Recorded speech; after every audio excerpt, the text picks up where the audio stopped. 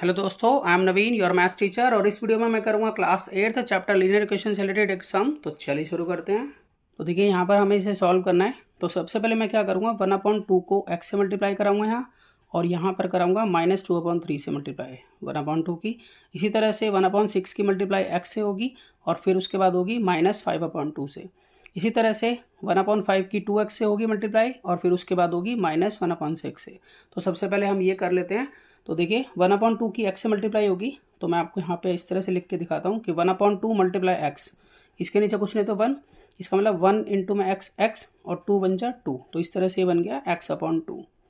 इसी तरीके से 1/2 की -2/3 से करेंगे, तो 1/2 की अगर -2/3 से करनी है तो देखिए 2 से ये कट जाता है 2, ये -1 हो गया, ठीक है। तो इसका मतलब +1 इंटू -1 इक्वल टू -1, और यहाँ पर कुछ नहीं है तो 1 3 जा 3, तो इस तरह से आ जाता है -1/3। आगे करते हैं। इसी तरह से 1/6 को x से मल्टीप्लाई करेंगे तो आएगा x/6, और यहाँ पर देखिए 1 को 5 से मल्टीप्लाई करेंगे तो 5, और 6 को 2 से मल्टीप्लाई करेंगे तो आएगा 12, और ये प्लस माइनस यहाँ पर बीच में माइनस इक्वल टू। इसी तरह से यहाँ पर मल्टीप्लाई करेंगे, 2x को 1 से मल्टीप्लाई करेंगे तो 2x, और 5 को हम 1 से मल्टीप्लाई करेंगे, नीचे कुछ नहीं है तो 5 1 जा 5। इसी तरीके से 1 1 जा 1, और 5 6 जा 30, और प्लस माइनस माइनस। अब देखिए इसमें हम x वाले अब एक तरफ रखेंगे और बिना x वाले एक तरफ। तो यहाँ पर रख लेते हैं x/2 पहले, फिर यहाँ पर प्लस x/6, क्योंकि अपनी जगह पर ये ठीक है, तो इसलिए प्लस ही रहेगा, यहाँ साइन चेंज नहीं होगा। अब ये 2x/5 जो है वो इक्वल टू के बाद है, मतलब ये राइट में है तो ये लेफ्ट में शिफ्ट होगा, तो अपना साइन चेंज करेगा, तो यहाँ पर हो जाएगा -2x/5। अब देखिए यहाँ इक्वल टू के बाद यहाँ है -1/30, और ये जो माइनस का 1/3 है ये यहाँ शिफ्ट होगा तो +1/3 बनेगा।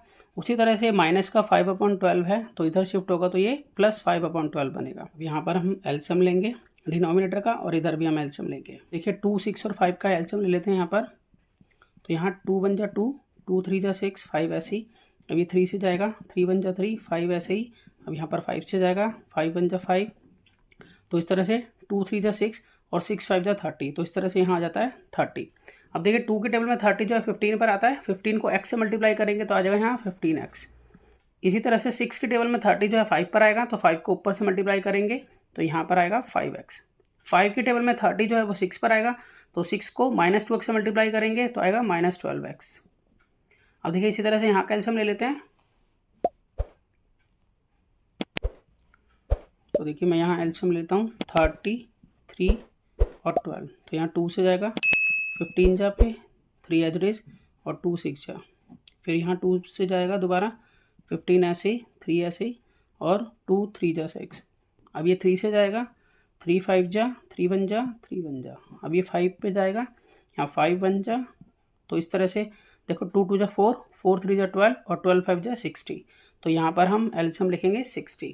तो 30 के टेबल में 60 जो है वो 2 पर आएगा, तो 2 को ऊपर से मल्टीप्लाई करेंगे -1 से तो -2, फिर प्लस का साइन।